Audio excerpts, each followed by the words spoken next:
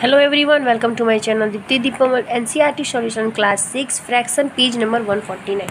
अभी तक हमने लाइक फ्रैक्शन के पूरे एग्जाम्पल्स अच्छे से देख लिए और समझ लिए। अभी देखिए 149 पेज पे आपको ट्राई दिस दिया हुआ है सॉल्व करने के लिए। हमने सॉल्व जिस तरह से किया, अगर हम इस क्वेश्चन को सॉल्व करेंगे तो हमारे लिए और आसान हो जाएगा और हम अच्छे से समझ जाएंगे। तो देखिए ट्राई दिस में क्वेश्चन क्या दिया है, पेज नंबर 149 पे आपकी बुक में है, which is the larger fraction. यहाँ पे देखिए कुछ क्वेश्चन दिए और पूछ रहा है कि यहाँ पे लार्जर फ्रैक्शन बताना है। ठीक है, तो लाइक फ्रैक्शन बहुत आसान हो जाता है क्योंकि उसके डिनोमिनेटर जो होते हैं वो सेम होते हैं। जैसे देख लीजिए, एक नंबर है 7/10, 8/10। अब इन दोनों में 10 तो सेम है, पता नहीं कौन सा बड़ा कौन सा भी सेम है। अब हम देखिए 7 बड़ा है कि 8 बड़ा है, पता चल रहा है कि 8 बड़ा है, तो हम क्या करेंगे 8/10 ग्रेटर देन 7/10, ये हो जाएगा। उसका दूसरा नंबर देखिए 11/24, 13/24। यहाँ पे बड़ा कौन सा है, तब यहाँ देखिए चलिए 13 बड़ा है क्योंकि दोनों का डिनोमिनेटर सेम है, इसलिए 13/24 ग्रेटर देन 11/24। उसके बाद देखिए तीसरा नंबर 17/102 और 12/102। इसमें बड़ा कौन सा है, 17 बड़ा है, यानी 17/102 ग्रेटर देन 12/102। अब ये लाइक फ्रैक्शन होने की वजह से बहुत आसान होगा और फटाफट आपका ये सॉल्व हो गया क्वेश्चन। ठीक है, अब देखिए इन सारे क्वेश्चन के बाद लास्ट में एक लाइन दिया हुआ है, why are this comparison easy to make. क्या आपके लिए ये जो हमने कंपेयर किया क्या वो इजी था? इसका क्या लिखना है, देखिए क्यों इजी था ये बताना था हमें। तो क्यों इजी था, क्योंकि ये लाइक फ्रैक्शन था। क्लियर है, यही रीज़न है ना, क्योंकि हमें नोमिनेटर डिनोमिनेटर सेम मिल रहा था, नोमिनेटर देख के बस हमें पुट करना था। तो हमें इसका क्या लिखेंगे, लास्ट जो लाइन दिया है उसका आंसर क्या लिखेंगे, this comparison are very easy to make because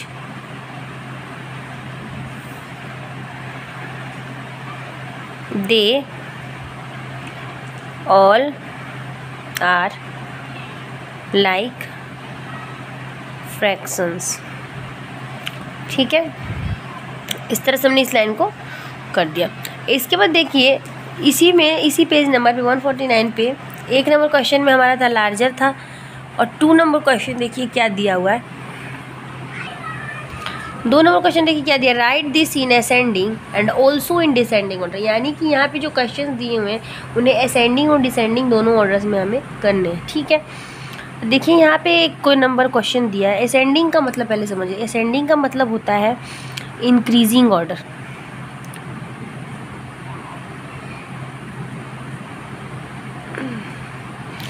और डिसेंडिंग का मतलब होता है डिक्रीजिंग ऑर्डर। इंक्रीजिंग ऑर्डर का मतलब होता है बढ़ते क्रम में, यानी कि सबसे पहले जो हमारा ऑर्डर रहेगा वो छोटा रहेगा, उससे बड़ा, फिर बड़ा, फिर बड़ा। और डिक्रीजिंग ऑर्डर का मतलब होता है घटते क्रम में, मैंने सबसे बड़ा फिर छोटा छोटा छोटा। ठीक है, तो चलिए करते हैं। 1/8 यहाँ दिया है, तो हमें डिसेंडिंग और असेंडिंग दोनों ऑर्डर में सॉल्व करने हैं।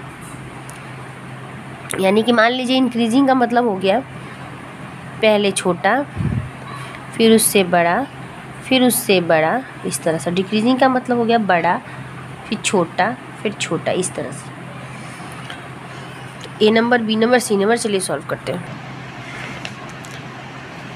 1/8, 5/8, 3/8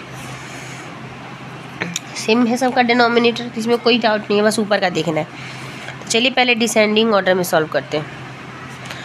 तो सबसे पहले क्या आ जाएगा, 5/8 बड़ा है ग्रेटर देन 3/8 बड़ा है ग्रेटर देन 1/8। ये आपका हो गया डिसेंडिंग ऑर्डर। अब इसी चीज़ को हम असेंडिंग ऑर्डर में करेंगे। तो सबसे छोटा पता चल गया हमें कि लास्ट में गया, यानी 1/8 हो जाएगा सबसे छोटा, फिर 3/8 हो जाएगा, less than 5/8, 1/8 less than 3/8, 3/8 less than 5/8। ये हमारा आंसर हो जाएगा। क्लियर हो गया। अब चलिए बी नंबर क्वेश्चन देखते हैं।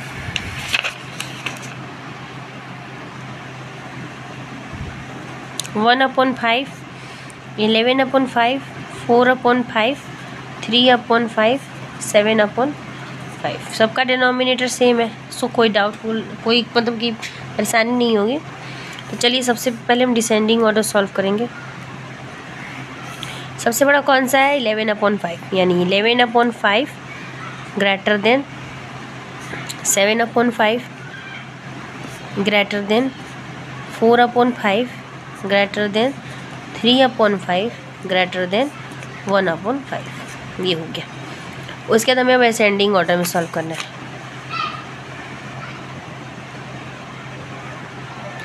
सबसे छोटा पता चल गया 1/5 है, तो 1/5 less than 3/5 less than 4/5 less than 7/5 less than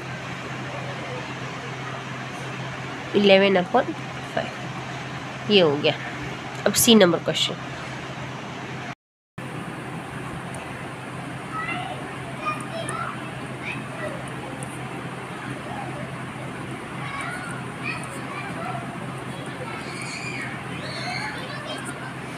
ये हो गया C number question, last question है। अब देखिए बड़ा कौन सा है? 13 है, तो हम डिसेंडिंग ऑर्डर में करेंगे इसको। सबसे पहले तो 13/7 ग्रेटर देन 11/7, फिर greater than 7/7 greater than 3/7 greater than 1/7।